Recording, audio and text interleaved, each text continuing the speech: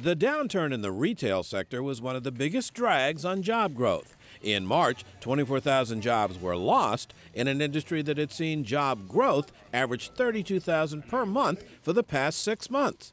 Leading economists point to the payroll tax hike and bad weather. We know same-store retail sales were very weak during the month of March, with 20 to 30 degree below normal average temperatures, and where you saw the job losses in retail, clothing and apparel. Many retailers having to discount now spring apparel because they couldn't sell that spring apparel. In addition to the retail sector shedding 24,000 jobs, manufacturers cut 3,000, after adding 19,000 jobs in February. Financial services lost 2,000 workers.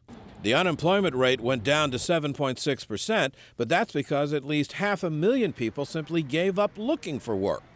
People like Debbie Graham. She went back to school and got a degree in human development.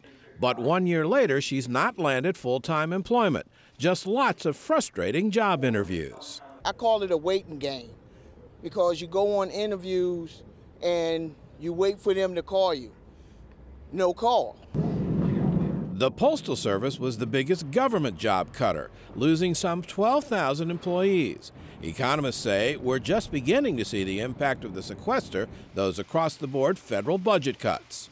Some of the furloughs are actually going to start kicking in this month in April. So I think in coming months you'll see more of that. I think it's actually exactly the wrong medicine for an economy that's already too weak from a labor market perspective, but it probably is coming.